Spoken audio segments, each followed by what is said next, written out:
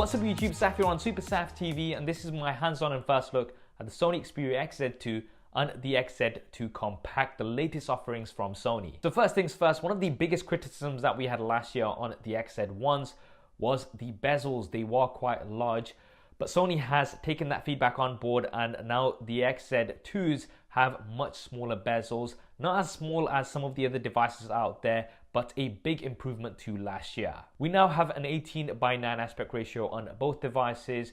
The XZ2 has a 5.7-inch display and the XZ2 Compact has a 5-inch display. Now 5 inches doesn't really seem compact anymore, but the form factor is actually very similar to last year, so you've got a larger screen in a smaller body because of the smaller bezels. Now both displays are HDR with full HD resolution, so we've not got Quad HD. I was hoping for Quad HD on the XZ2, but it looks like maybe Sony is saving the resolution hype for their premium model, which probably will be called the XZ2 Premium or the XZ Premium 2, I don't know. Now both displays do actually look pretty good, and we've also got a new feature which is SDR to HDR up conversion. Now what this is basically going to do is take regular standard dynamic range video content and then up convert it to high dynamic range in real time. Now from the side-by-side demo that I saw, it did look very, very promising. Now another welcome change is in the design. Sony has had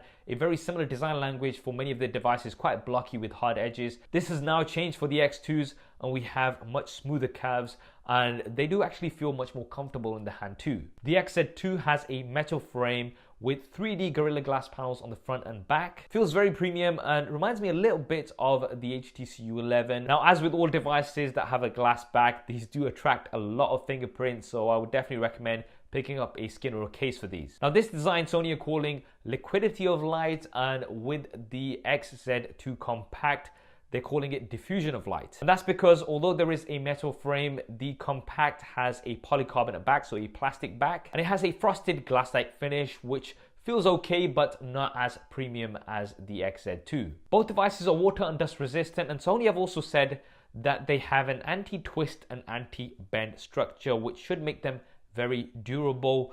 Now, I'm not one to bend and twist devices, but I'm sure my buddy Zach from Jerry Rig Everything will be doing some durability tests as soon as these devices are out. Now we have further design changes on the back. Everything is now symmetrical, and we have a fingerprint scanner in the center of the back. Now Sony traditionally has had fingerprint scanners on the right hand side, which I've always thought is a bit of an odd choice. They work well, but it's not as convenient as having something at the front or the back. So I'm definitely glad that they've made this change, and the fingerprint scanner is also going to be always on, so you're not going to have to push down on it. You can just touch it and it's going to unlock the device. Now above the fingerprint scanner is the camera. It's a single camera on both devices, 19 megapixels motion eye. Now the camera might seem the same on paper, but Sony have co-developed a custom ISP with Qualcomm for the Snapdragon 845 processor.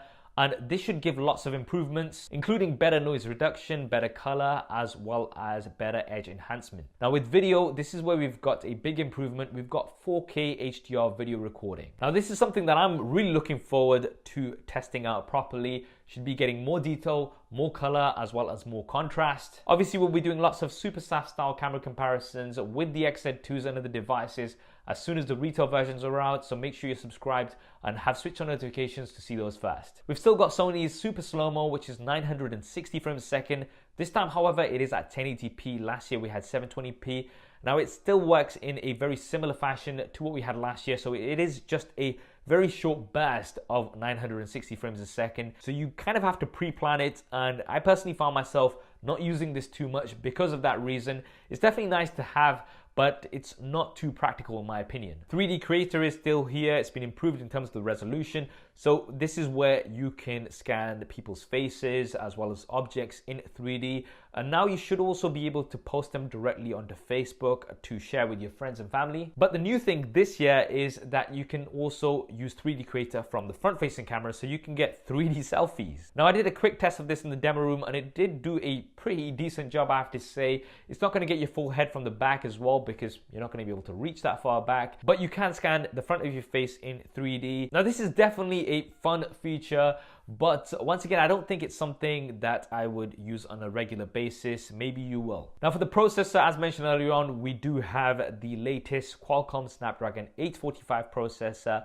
with 4 GB of RAM on both devices. We've not got 6 GB of RAM. Once again, I think this is something that Sony may be saving for the premium version. And for storage, we've got 64 GB as a base, but this can be expanded with the micro SD card slot. Both devices are going to be coming with Android Oreo out of the box with Sony's skin on top. And for the batteries, the XZ2 has a 3180 mAh battery.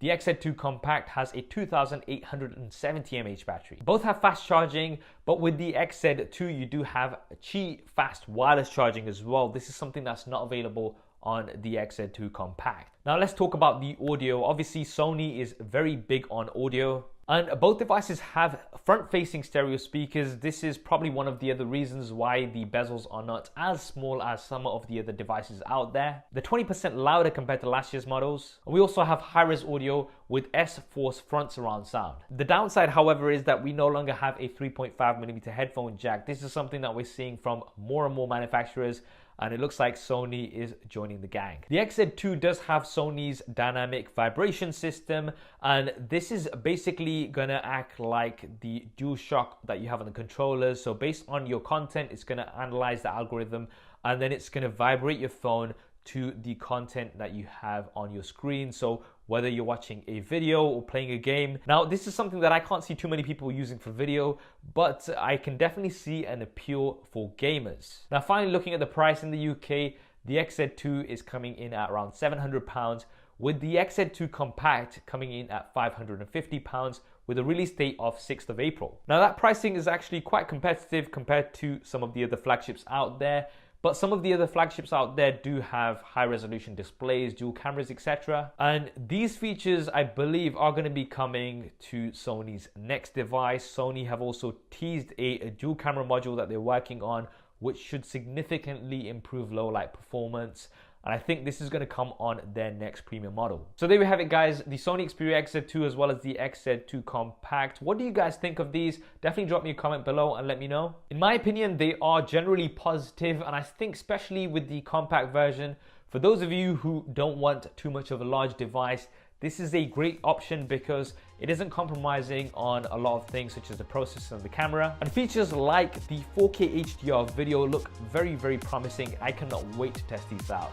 I hope you enjoyed this video and found it useful. If you did, then do hit that thumbs up button for me. And if you haven't already, then be sure to subscribe and switch on notifications. There's lots more content coming up in here. Thanks for watching. This is Saf on Super Saf TV, and I'll see you next time.